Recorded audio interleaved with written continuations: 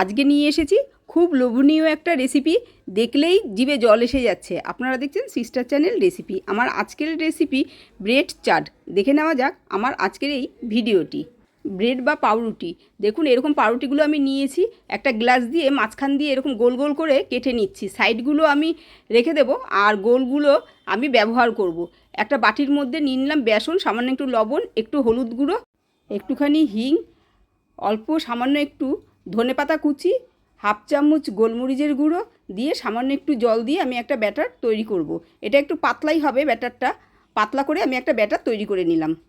একটা বাটি নিয়ে নিয়েছি, আমি আগের থেকেই টক দইটাকে একটু জল ঝরিয়ে রেখে দিয়েছিলাম, এটা আমি 4 চামচ নিয়ে নিলাম। এই টক দইয়ের মধ্যে দিয়ে দিচ্ছি কুচিয়ে রাখা লঙ্কা, আদা, কাজু, কিশমিশ, ধনেপাতা, এগুলো সব আমি কুচিয়ে রেখেছিলাম ছোটো ছোটো করে, এগুলো সব আমি এর মধ্যে দিয়ে দিলাম। সামান্য একটু লবণ, টেস্টটাকে ব্যালেন্স করার জন্য অল্প একটু চিনি দিয়েছি, একটু গোলমরিচ গুঁড়ো, হাফ চামচ চিলি ফ্লেক্স দিয়ে এবার ভালোভাবে আমি এটাকে মেখে নিচ্ছি। এবারে দিয়ে দিচ্ছি পেঁয়াজ কুচি, টমেটো কুচি, এগুলোও সব আমি এর মধ্যে দিয়ে দেবো। আর একটু ধনেপাতা ছিল অল্প করে আমার, সেগুলোও আমি সব এর মধ্যে দিয়ে দিচ্ছি। দিয়ে আবারও ভালোভাবে আমি মেখে নিচ্ছি।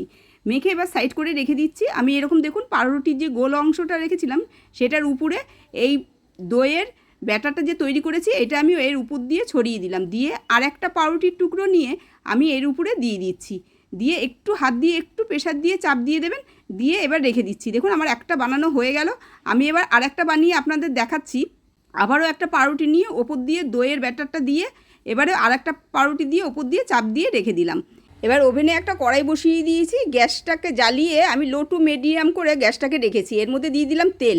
তেলটা যেই আমার গরম হয়ে যাবে তখন আমি এবারে এই পাউরুটিগুলো যেগুলো আমি তৈরি করে রেখেছিলাম সেগুলো বেসনের গোলার মধ্যে এইভাবে দু পিঠটা ভালোভাবে ডুবিয়ে নিয়ে এবার আমি গরম তেলের মধ্যে ছেড়ে দিচ্ছি। এভাবে আমি একটা একটা করে সবগুলো দিয়ে দিচ্ছি। এবার আমার এক পিঠ ভাজা হয়ে গেছে, আমি অপর পিঠটা উল্টে দিচ্ছি। এগুলো কিন্তু ভাজতে একদমই বেশি সময় লাগে না। এবার দেখুন আমার দু পিঠই ভাজা হয়ে গেছে, আমি এবার তুলে নিলাম। নিয়ে একটা প্লেটের মধ্যে নিচ্ছি। এটাও কিন্তু আপনারা এমনি পুদিনা পাতার চাটনির সঙ্গে খেতে পারেন। এই পুদিনা পাতার চাটনির রেসিপি আমার চ্যানেলে দেওয়া আছে, যারা এখনও দেখেননি তারা একবার দেখে নেবেন। আমি হাফ বাটি দই ভালো করে ফেটিয়ে রেখে দিয়েছিলাম, এর মধ্যে দিয়ে দিলাম সামান্য একটু লবণ আর একটুখানি চিনি। আপনারা যদি চিনিটা পছন্দ না করেন তাহলে কিন্তু আপনারা অবশ্যই দেবেন না। একটা প্লেটের মধ্যে ভেজে রাখা ব্রেডটা নিয়ে নিলাম, এর উপর দিয়ে দই দিয়ে দিলাম, ওপর দিয়ে ছড়িয়ে দিচ্ছি একটু পুদিনা পাতার চাটনি, লাল লঙ্কার গুঁড়ো, একটু চাট মশলা। আর আপনারা যদি চান তাহলে পেঁয়াজ কুচি, টমেটো কুচিও আপনারা এর মধ্যে দিতে পারেন। আমার যেহেতু ভেতরে পেঁয়াজ কুচি, টমেটো কুচি দেওয়া আছে তাই আমি ওপর দিয়ে আর পেঁয়াজ কুচি আর টমেটো কুচি দিলাম না। আপনারা যদি তেঁতুলের চাটনি দিতে চান তাহলে আমার চ্যানেলে দেওয়া আছে, আপনারা অবশ্যই দেখে নিয়ে এর উপর দিয়ে তেঁতুলের চাটনিও দিতে পারেন। কিন্তু আমি এর উপর দিয়ে আর তেঁতুলের চাটনিটা দিচ্ছি না। আর ওপর দিয়ে যদি আপনাদের ঝুরি ভাজা থাকে তাহলে উপর দিয়ে একটু ঝুরি ভাজাও ছড়িয়ে দিতে পারেন। এই মুহূর্তে আমার কাছে ঝুরি ভাজা ছিল না বলে আমি দেইনি। ঝুরি ভাজা দিলে খেতে কিন্তু আরও ভালো লাগবে। এবার আমার সম্পূর্ণ কমপ্লিট হয়ে গেল ব্রেড চাট।